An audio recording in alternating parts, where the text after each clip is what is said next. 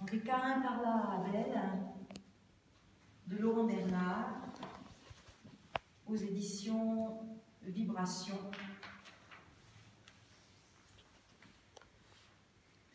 Acte 1er. Abel est au milieu des champs. Il surveille du coin de l'œil son troupeau paître en liberté, non loin de là. Caïn le rejoint, le regard sombre. Il s'en revient du temple. Comme à son habitude, il a de la paille dans les cheveux et la tunique poussiéreuse. Son pas est rapide et une colère sourde fait battre ses tempes. Encore une fois, il a déposé en offrande les fruits de son travail. Encore une fois, Dieu leur a préféré le parfum suave des holocaustes d'Abel. C'en est trop. Maintenant, Caïn veut laver l'injustice une bonne fois pour toutes. Il se plante devant son frère, les poings serrés, bien décidé à en découdre. Pourquoi? Pourquoi Dieu agit-il ainsi envers moi? Qu'ai-je fait pour qu'il détourne ainsi son regard de mes offrandes? Caïn, mon frère, tu n'es pas dans tes parcelles aujourd'hui. Que se passe-t-il? Non, non, écoute-moi. N'ai-je donc aucun mérite à cultiver le sol? Caïn, mon frère, si, bien évidemment, mais je ne comprends pas bien les raisons de ta présence ici. Toi qui as pour habitude de ne jamais t'éloigner de tes cultures. Encore une fois, Caïn, mon frère, peux-tu me dire ce qu'il se passe? Du point du jour à la tombée de la nuit, je creuse des sillons de mes mains nues pour en faire pousser l'herbe à semences. Caïn, mon frère, calme-toi. Et l'été, quand tu surveilles tes troupeaux, allongis à l'ombre fraîche d'un bosquet, moi je m'échine à retourner la terre, le dos courbé sous un soleil de plomb. Caïn, mon frère, personne ne prétend le contraire. Et puis quand vient l'hiver, synonyme pour toi d'une douce torpeur au fond de la bergerie, j'ai pour moi le froid mordant des champs qui glace mon visage blanchi par le givre et paralyse mes articulations douloureuses. Caïn, mon frère, calme-toi, je t'en prie. Non, je ne me calmerai pas. Les blés dorés que tu vois là, c'est ma sueur qui les arrose. Et les arbres du verger, c'est mon sang qui coule dans leurs branches. Et qu'est-ce que je récolte du ciel? L'indifférence? Le mépris? Est-ce là vraiment toute la récompense pour ma peine? Caïn, mon frère, écoute-moi.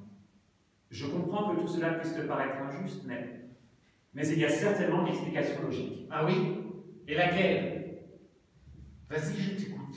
Caïn, mon frère, je ne sais pas, mais l'homme est parfois prompt à rejeter la faute sur les autres, quand il ne devrait s'en prendre qu'à lui-même. Quoi? Parce qu'en plus ce serait de ma faute? Caïn, mon frère, travailler ta terre n'est peut-être pas suffisant. Comment ça, pas suffisant? Comment ça, pas suffisant? Caïn, mon frère, ne t'est-il jamais venu à l'esprit qu'ici-bas, nous sommes souvent la cause de nos propres obstacles? Aujourd'hui, la jalousie t'aveugle et te fait perdre le sens commun. Mais regarde-toi, tu cries au ciel sans même savoir où il se trouve. Quoi? Le ciel? Il est au-dessus de ma tête, pardi. Et tu veux savoir comment je le sais? Eh bien, je le sais à la pluie de mars qu'il déverse sur moi souvent en abondance, me laissant transi et grelottant, trempé jusqu'à la moelle. Je le sais aux éclairs de juillet qu'il me lance aussi parfois, et qui ravage alors en un instant ma récolte pourtant si patiemment préparée. Je le sais enfin aux prières quotidiennes que je lui adresse en silence, et qui ne sont jamais entendues. Jamais! Caïn, mon frère, cesse de crier. Regarde, je suis là et je t'écoute. Calme-toi. Non, non, je ne me calmerai pas. C'en est trop, tu m'entends? J'en ai assez de ce ciel unique. Caïn, mon frère, écoute au moins ce que je veux te dire. Le ciel dont je te parle ne se trouve ni dans les nuages, ni dans aucun temple. Mais comment peux-tu dire cela, Abel? Aurais-tu oublié toutes ces histoires que nous racontait notre père lorsque nous étions enfants? Rappelle-toi, bon sang, le soir venu, nous nous serrions autour de mauvaises braises pendant qu'il nous parlait sans fin du Dieu des nuées, des anges qui le servent là-haut, de l'Éden et du chemin qui y mène. Caïn, mon frère, les souvenirs d'un vieil homme fatigué n'ont pas valeur de révélation. Ce qu'a vécu Adam n'existe que par lui et en lui. En vérité, l'homme ne connaît que ce qu'il expérimente lui-même, Caïn. C'est d'ailleurs la raison pour laquelle chacun doit inventer les réponses à ses propres questions. Mais que me chantes-tu là? Dieu n'a-t-il pas pour mission de veiller sur nous et de répondre à nos suppliques si elles sont convenablement exprimées? Son rôle n'est-il pas de peser nos pensées et nos actes afin de nous en accorder la rétribution qu'il se doit? Car, mon frère, tu parles de Dieu comme si c'était un juge ou un marchand. Tu as raison, il n'est ni l'un ni l'autre. C'est un traître! Un traître! Car, mon frère, la colère t'égare. En réalité, il n'y a pas plus grande erreur que de penser le divin capable de tels sentiments. Le bien, le mal, qu'est-ce donc par rapport à l'éternité? Considérer l'homme d'essence divine n'implique pas que la réciproque soit vraie. Aussi, crois-moi, tu te trompes gravement si tu prêtes au divin des attitudes purement humaines.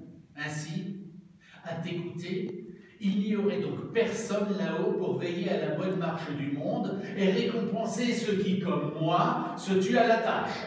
Car, mon frère, il y a une différence fondamentale entre le Dieu juge que tu imagines et le principe qui est à l'origine du tout. Je dois te le dire, car la divinité que tu décris n'existe pas. Ah bon? Et comment expliques-tu la religion alors? Comment? Car, mon frère, la religion est une invention des hommes. Voilà tout. Elle leur a permis d'établir un cadre stable et favorable au développement de leur société, tout en assurant la domination des plus forts sur les plus faibles, par le biais de lois arbitraires dont il est impossible de s'écarter sans se voir frapper d'anathème. Mais c'est impossible, voyons, réfléchis. Si tu avais raison, combien de rois ne se seraient point déjà rebellés? Car, mon frère, sache qu'ils sont peu nombreux sur cette terre, les hommes suffisamment courageux ou instruits pour vouloir s'opposer au système en place, ou pour tout simplement oser profiter de la liberté d'agir, en dehors de toute superstition. Alors pense à notre Père. N'a-t-il pas été créé par Dieu lui-même quand l'humanité n'existait pas encore? Car, mon frère, c'est incontestable. Adam est d'essence divine. Et pourtant, cela ne signifie pas que cette essence lui soit étrangère. Ainsi donc, le ciel serait vide. Et l'homme plein. Et l'homme plein. Que veux-tu dire par là? Car, mon frère, jour après jour, saison après saison, tu as progressivement oublié le caractère absolument exceptionnel de ton existence. Le dos inlassablement courbé sur la terre, le sang a fini par te monter à la tête, et tu as oublié l'essentiel. Ainsi, quand sont survenues tes premières réussites, tu t'es cru fort, tu t'es senti supérieur, tout puissant en somme. Mais finalement, tu es comme notre Père, qui parce qu'il croit savoir ne cherche plus.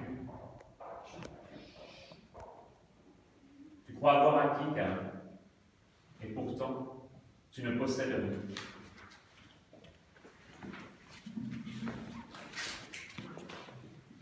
Acte 2.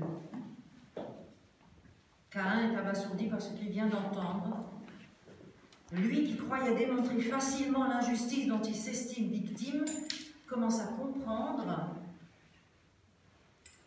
qu'il s'est peut-être trompé.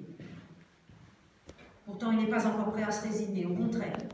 Il s'insurge, avec plus de véhémence encore, et entend bien rendre coup pour coup. Comment ça, je ne possède rien? C'est faux! Regarde autour de toi, sacrebleu! Toute la terre que tu vois est à moi. À moi, tu entends? Ainsi que tout ce que je lui demande de produire. Qu'un, mon frère, il est 1000 fois préférable de désirer que d'avoir. Le désir pousse à l'action. L'avoir à l'immobilisme et au repli sur soi. Regarde-toi. Tu colles à cette terre comme notre père de les yeux. En réalité, elle ne t'appartient pas, car elle te possède. Alors que dis-tu de ma connaissance des céréales et des fruits? Et puis je sais aussi reconnaître la période favorable au semail, tout comme je peux sentir quand la terre a besoin de repos.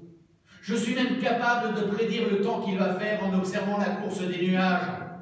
Admets-le, Abel. Je domine la nature car elle fait ce que je lui ordonne en tout point. En tout point. Car, mon frère, c'est indéniable.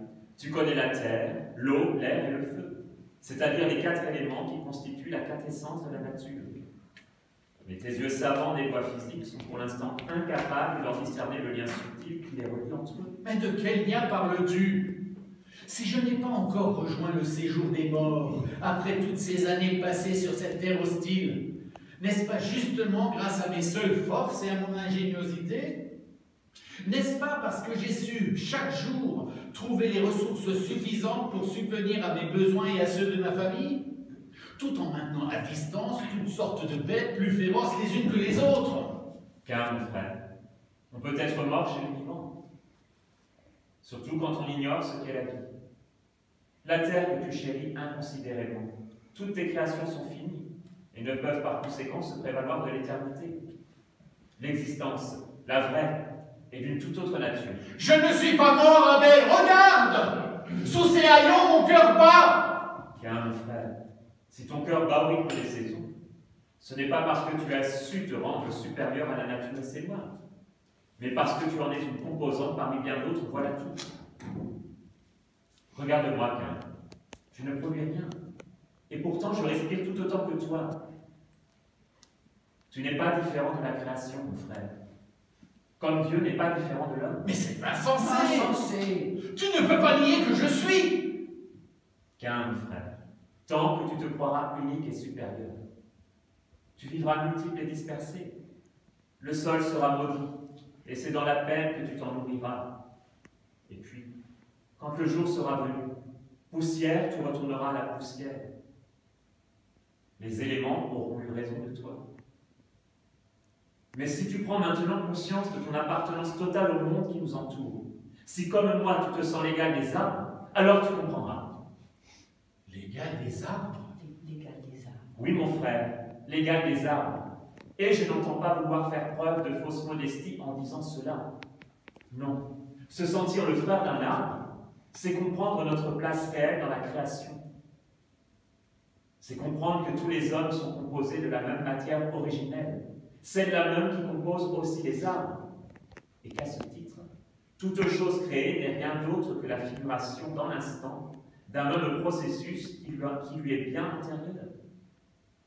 C'est comprendre que l'existence de l'homme prend sa source à une même idée, à une même étincelle première, à un même élan qui n'a depuis jamais cessé de couler dans sa vie. Je ne te crois pas. Tiens, mon frère, le grain doit fendre l'enveloppe pour naître à la lumière. Cesse de prendre ta fonction sur cette terre pour ta nature profonde. Elle ne fait qu'enfler inconsidérément l'estime que tu as de toi-même et te laisse vide et sec comme une noix avortée. Arracher tes vêtements ne te servira à rien, Cain. Déchire plutôt ta tunique de peau, alors et alors seulement ton âme germera. Et comment pourrait-elle germer, cette âme, si comme tu le prétends, il n'y a pas de jardinier céleste? Qui l'arrosera? Qui? Cain, mon frère, tu es comme tes semences. Tu portes en toi toutes les potentialités, et pourtant tu l'ignores. En vérité, je te le dis, nul autre que toi détient la clé de ton devenir. Ainsi, le choix m'appartiendrait à moi et à moi seul? Oui, Cain, mon frère, l'expérience de la vie ne peut être qu'individuelle, car le drame de l'univers doit se dérouler en chaque âme. Eh bien, soit. Je te prends au mot, et je vais donc de ce pas remonter le sentier par lequel nos parents sont venus en ce monde.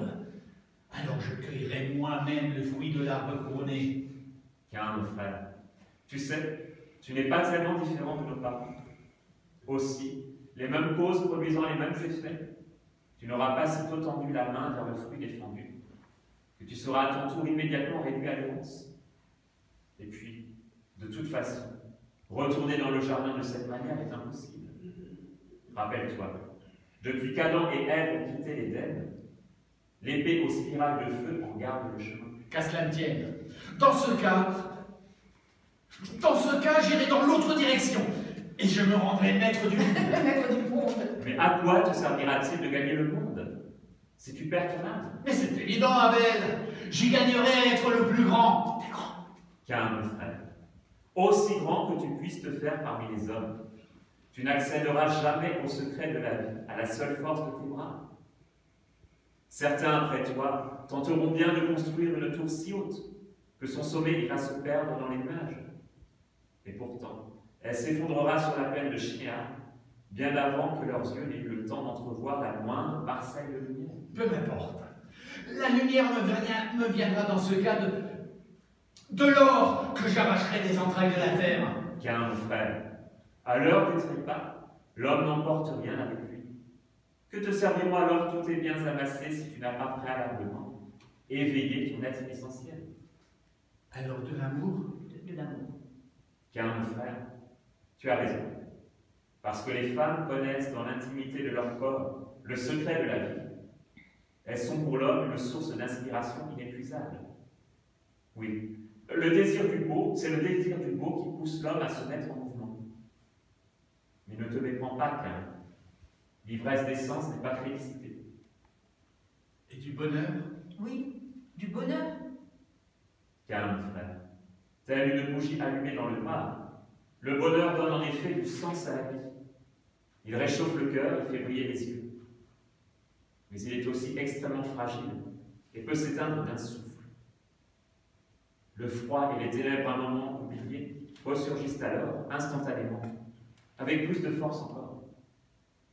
Ainsi donc, selon toi, il n'y a rien que je puisse faire pour voir un jour mon nom inscrit au grand livre de la vie?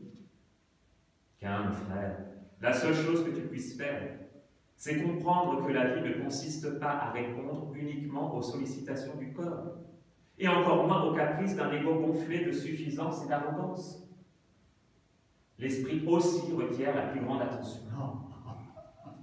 Abel, permets-moi de te dire que je te trouve bien téméraire tout à coup. En effet, n'est-ce pas précisément d'avoir voulu s'élever en esprit que notre Père s'est perdu? Car, mon frère, si Adam s'est corrompu en goûtant du fruit de l'arbre de la connaissance, c'est parce qu'il n'était pas prêt à en assimiler toutes les vertus. D'ailleurs, à cela, il n'y a rien d'étonnant, puisque l'homme ordinaire est parfaitement incapable de faire sienne une force qui, de toute façon, dépasse de loin les capacités de son seul intellect. Donc, si je te comprends bien, l'homme n'a pas plus de chance d'échapper à sa condition que notre Père n'en avait de réussir dans son entreprise? Car, mon frère, cette entreprise, comme tu le dis, demande bien plus que la mobilisation de quelques facultés intellectuelles, aussi pointues soient-elles. En vérité, pour connaître cette force, il faut la devenir. Il faut. Pour connaître cette force, il faut la devenir. Sinon, que crois-tu qu'il se passera au soir de ta vie, lorsque tu te présenteras devant l'ultime porte, si tu ne t'es pas préalablement transformé intérieurement?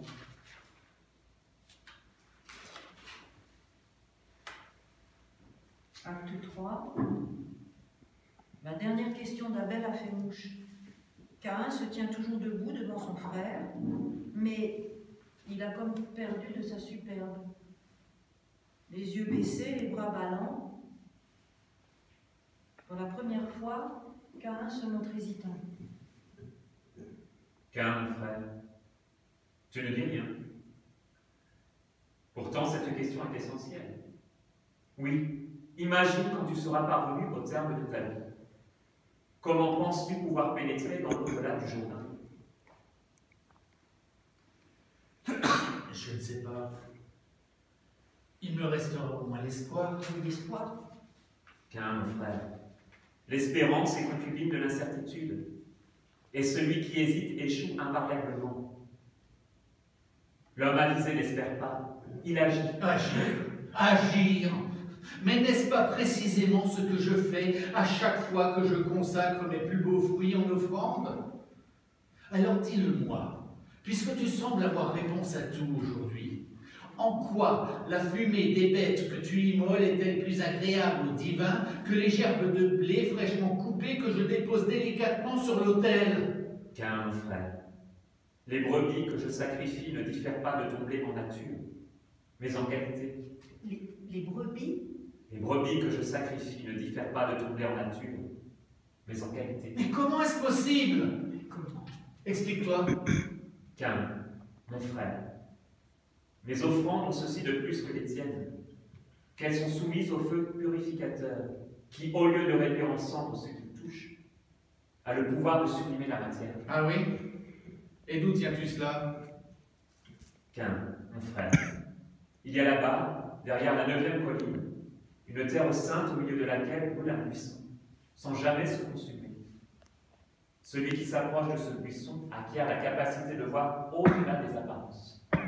Si ce n'est que ça, dis-moi vite où se trouve ce prodige pour que j'apprenne à mon tour la puissance du feu. Qu'un, mon frère, le sentier qui s'élève dans cette direction est périlleux. Le parcourir exige du temps et de la persévérance. Qu'à cela ne tienne, j'y consens. Dis-moi seulement ce que je dois faire. Car mon frère, si tu veux vraiment monter sur ce chemin et t'élever ainsi au-dessus de tes champs, il te faudra d'abord savoir descendre en toi-même. Descendre en toi-même. Comment cela, descendre en moi-même? Je ne te comprends pas. Car mon frère, ici-bas, la vérité brille comme mille soleils. Nul ne peut la regarder directement sans se brûler définitivement les yeux. Mais il est une contrée cachée où son éclat adouci est accessible à l'œil humain. Et où se trouve ce lieu fascinant? Car mon frère, si tu désires vraiment le savoir, il te faudra retourner d'où tu viens. Oui, quand tu auras marché 6 jours en direction du soleil couchant, tu parviendras à l'endroit dont on parlait avant. Tu sais, celui où les 4 fleuves sortent de l'Éden pour arroser le pays des hommes. Et bien là, il y a un puits. Quand tu l'auras trouvé, penche-toi au-dessus de la margelle où le seau est tiré. Alors, tu verras que le ciel se reflète au plus profond des ténèbres. C'est tout? C'est tout. C'est tout. C'est tout. Mais tu te moques de moi, Abel! En quoi ce puits ridicule pourrait m'aider à trouver les voies du ciel? Qu'un, mon frère, fais un effort. Le puits, c'est ton corps, et le ciel, c'est ton âme céleste. Descends en toi-même, et tu trouveras ton reflet divin. Quoi? Mon reflet divin? Oui, car, mon frère, le ciel que tu cherches est là, est nulle part ailleurs, depuis toujours. Et pourquoi ne l'ai-je jamais vu, ce ciel, si comme tu le prétends, il est en moi? Car, mon frère, comme la mauvaise herbe étouffe les jeunes pousses, le fanatisme, l'orgueil et l'ignorance l'empêchent de se manifester. Qu'est-ce donc que le fanatisme? Le fanatisme, qu'est-ce que c'est? Car, mon frère, le fanatisme, c'est prendre les mots pour des idées. Oui, le fanatisme fait son lit des lectures littérales que l'on cherche à imposer au nom d'une tradition prétendument incontestable, et qu'il convient alors de respecter scrupuleusement, à la lettre, sans plus en saisir l'esprit. Le fanatisme, c'est vouloir assujettir le plus grand nombre à ce qui n'est pourtant ni permanent, ni universel. Et qu'en est-il de l'orgueil? L'orgueil. Car, mon frère, l'orgueil, c'est se croire supérieur en tout. C'est refuser de se laisser surprendre par l'imprévu, ou tout simplement de se laisser toucher par le beau. L'orgueil n'est d'un savoir trop sûr de lui, qui confine inévitablement au dogme. L'orgueil étouffe la libre pensée et l'intuition, qui sont pourtant dons de l'esprit, et qui, parce qu'elles permettent toutes deux de faire un pas supplémentaire au-delà des croyances figées et des connaissances jusque-là admises, ouvrent notre cœur à des vérités insoupçonnées. Et l'ignorance? L'ignorance. Car, mon frère, l'ignorance, à l'instar de la mortalité parmi les hommes, progresse à chaque fois que les symboles sont réduits à un sens psychologique ou moral. L'ignorance est la négation de l'inné, et pour la combattre, il faut apprendre. Apprendre. Apprendre? Oui, apprendre, car apprendre, c'est vivre, et comprendre, c'est exister. Mais encore? Car, mon frère, regarde les moutons. Ils se contentent de vivre quand l'être existe de toute éternité. Certes, comme eux, tu as appris à reconnaître les pousses comestibles et celles qu'il vaut mieux éviter. Mais comme eux, tu as appris à t'abriter à l'annonce du mauvais temps. Mais ta nature humaine ne se borne pas à ta nature zoologique. Toi, tu confonds les deux. Et en agissant ainsi, tu te soumets aux limites de la seconde, au détriment de la fécondité de la première. Et ne vois alors guère mieux que le serpent qui rampe péniblement sur le sol infâme. Mais qu'est-ce que je dois comprendre alors?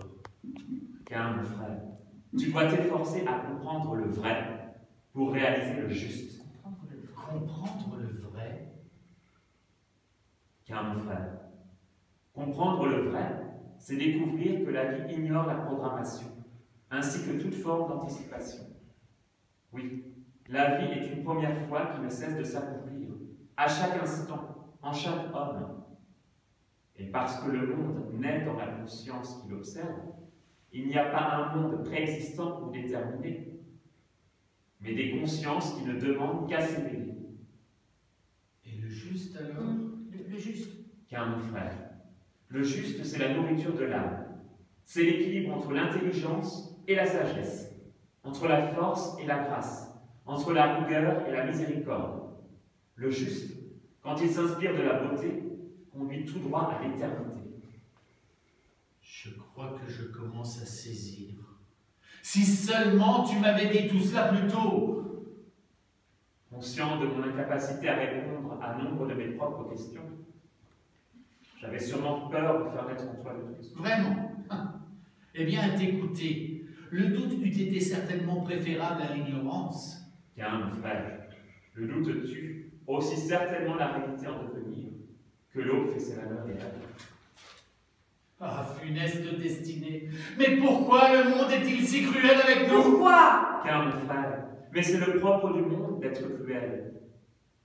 Et les imperfections qui le constituent n'ont d'autre fonction que de nous faire prendre conscience de l'incongruité que représente la multitude, et par conséquent de la nécessité absolue de tout faire pendant notre court passage sur cette terre, pour réunir ce qui était pas, afin de rejoindre l'unité. L'unité?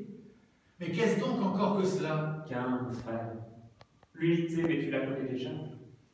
Elle se manifeste à travers ce sentiment de gratitude incontrôlée qui te submerge, sans prévenir. À chaque fois que tu plonges ton regard dans la profondeur incroyable d'une humilité. L'unité, c'est la réalité du tout, c'est sa cohérence. Ainsi, si je te comprends bien, tu me demandes d'abandonner ce que je suis pour me fondre dans quelque chose de plus grand, certes, mais d'indéterminé. Non, mon frère, l'unité dont je te parle ne vise pas la fusion des différences, mais elle suppose plutôt leur intégration. À ce titre, l'unité n'est pas totalitaire car elle est totalité. L'unité? L'unité n'est pas totalitaire, elle est totalité. L'unité, enfin, c'est le principe créateur qui n'attend que toi pour être. Mais Abel, je ne te reconnais plus. Qui es-tu à la fin?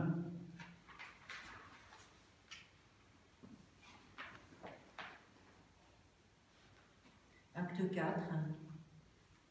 L'après-midi est passé. Certes, il fait encore chaud sur la plaine, et pourtant, Caïn frissonne. Tout ce en quoi il croyait s'effondre, jusqu'à découvrir en son frère un visage qu'il ne lui connaissait pas. De son côté, Abel, impassible, continue de s'exprimer avec toujours autant de patience et de bienveillance. Car, mon frère, tu me demandes qui je suis. Mais tu le sais pourtant. Je suis ton frère. Tu te rappelles? Celui qui garde le petit bétail. Oui, bien sûr que je le sais. Mais en quoi est-il préférable de conduire un troupeau dans de verts pâturages que de cultiver son jardin? Car, mon frère, comme je te l'ai déjà dit, cultiver la terre pour elle-même ne sert à rien. Car si elle peut produire la plus délicate des fleurs, comme le plus juteux des fruits, elle enfante aussi l'envie et l'insatisfaction, la haine et la guerre, le chagrin et la mort. Comprends-moi, Caïn. Sédentariser la pensée constitue le pire des crimes. Abel, tu es toujours si sûr de toi. Mais les pensées n'ont jamais nourri personne. Regarde-toi, tu es seul et chétif. Moi, au moins, j'ai une femme qui m'aime et qui m'attend le soir avec un bon repas chaud.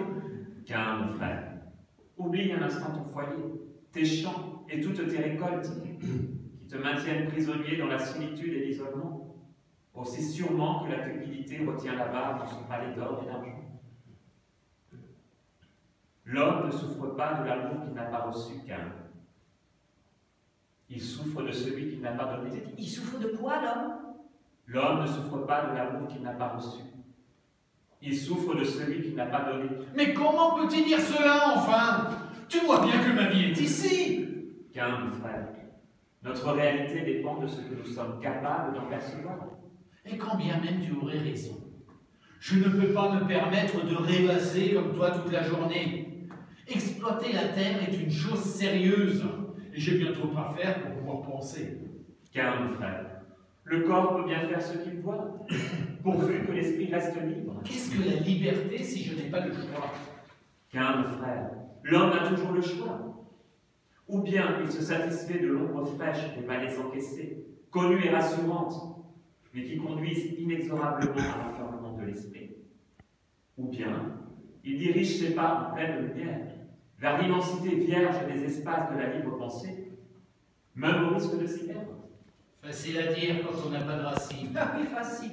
Calme, frère, c'est vrai, je préfère avoir des ailes. Tes racines à toi sont devenues aussi lourdes que des chaînes. À présent, elles te maintiennent sous le joug de la matière, car les passions finissent toujours par réduire l'homme en servitude. Te rappelles-tu seulement de la dernière fois où tu as pris le temps de lever les yeux pour contempler l'horizon? Moi, je parcours la terre en nomade, certes, mais en homme libre. Ton esprit ne s'éloigne jamais de l'âtre, quand le mien voyage sans limite par-delà la montagne. Et qui gagnes-tu à la fin? J'y gagne des arbres délicatement penchés sur l'onde frémissante, un air chargé d'oxygène et de parfums fleuris qui m'enivre à chaque inspiration. J'y gagne cette terre avec laquelle tu luttes chaque jour et que je perçois quant à moi tellement bienveillante sous les pas désintéressés. Elle m'apaise et me fait l'âme forte. Tout ça c'est bien gentil, mais c'est du vent. En réalité, sous tes grands airs de donneur de leçons, tu ne vaux pas beaucoup mieux que moi. Calme, mon frère, ce n'est pas du vent, c'est un souffle, le souffle de la vie. Certes, si tu me contemples, je ne suis rien. Mais si tu regardes en toi, je suis là. Je suis les vêtements de l'humanité et la robe du divin. Tu es la limite, je suis ta liberté. Tu portes le secret de mon cœur, je suis le secret du tien. Je me manifeste par ton esprit, je suis caché dans le tien. Ton cœur est un océan calme, mais tu n'en vois que la rive. Des paroles, toujours des paroles. En réalité, tu t'arrangeras toujours pour me défoncer, toujours. Car, mon frère, il te faut l'accepter. Qui que l'on soit, on n'avance jamais que dans les pas de celui qui nous précède. Tu es l'élu et moi l'exclu.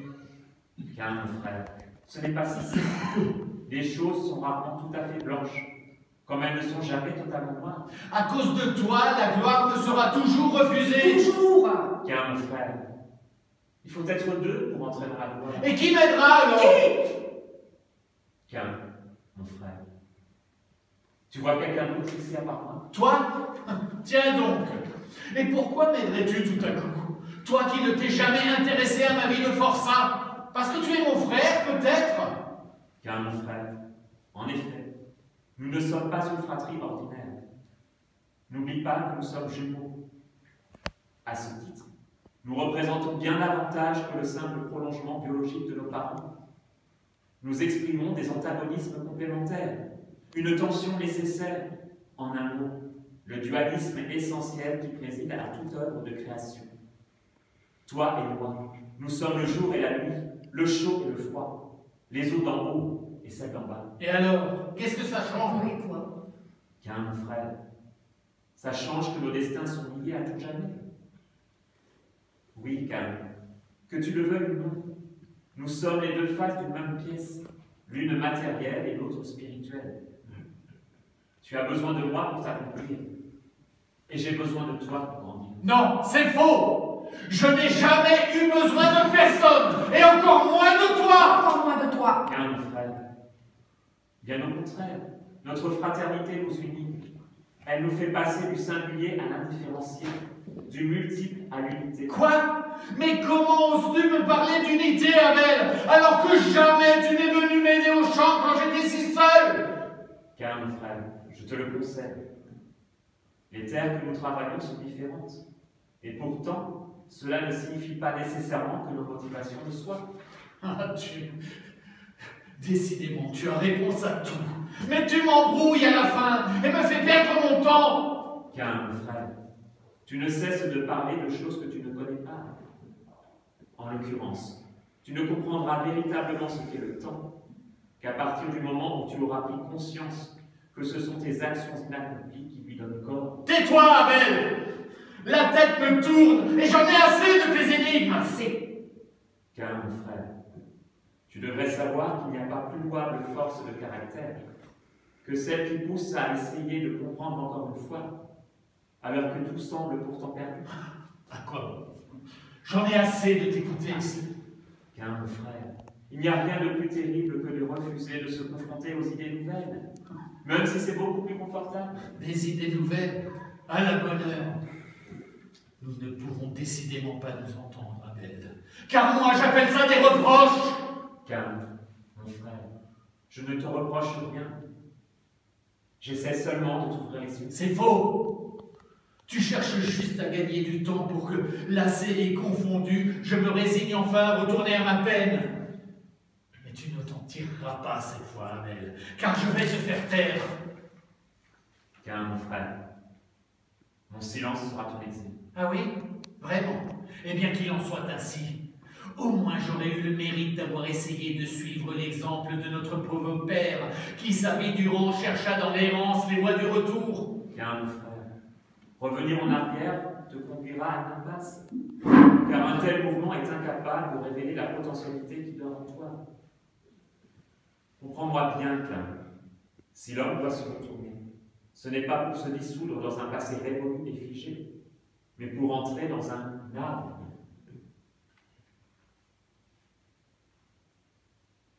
Mais l'heure n'est pas encore venue. Et rien de ce que je pourrais te dire ne retiendra plus ton bras fratricide. Je le vois bien. Alors tâche de te souvenir. Un jour. Un jour. Oui. Tu seras fatigué de m'avoir cherché en vain par toute la terre de Nod. À cet instant fatidique où la nuit ténébreuse étendra ses bras vaporeux pour absorber tout le monde. Une dernière fois, pose-toi cette question ultime. Te tiendras-tu debout? Te tiendras-tu debout? Tiendras-tu debout sur la barque solitaire, glissant sans un bruit, sans un remous, tout au bout de la terre? Tiendras-tu debout, car quand la pointe de ton frêle esquif heurtera le rivage, et que le grand automnier de son regard doux t'indiquera alors ton dernier voyage? Oui. Te tiendras-tu debout, mon frère, au moment de faire le dernier pas, le dernier des derniers, à cet instant précis où glacé ton cœur s'écrira « Non! Encore une fois !» Car à quoi bon rire en vérité? Chanter, danser la vie durant, puisqu'on est toujours seul à l'heure de partir, avec pour tout bagage ce qu'on a dedans. Te tiendras-tu debout? Mais tais-toi! Car, mon frère, je t'en prie, écoute-moi. Tout autour de nous n'est que symbole, et les symboles du monde nous parlent d'un autre monde, qui demande aussi à être découvert. Ainsi, ton monde symbolise une autre réalité, mais tu es aveugle. Tout est symbole, tout est symbole. Bah voyons! Je ne comprends strictement rien à ce que tu insinues. Tu entends? Alors soit. Si ça te chante, je suis aveugle, la belle affaire. Et tu me reproches encore de ne rien voir? Car, mon frère, les aveugles ne voient pas avec leurs yeux. Ouvre ton cœur, Cain. Viens avec moi. Je veux te montrer quelque chose. Abel entraîne alors Caïn jusqu'à un petit promontoire rocheux dominant la plaine de Moab. Cain, mon frère, écoute. Le jour décline. L'homme a déserté la campagne. Progressivement, la nature est devenue silencieuse et le jet a regagné son nid dans la mer.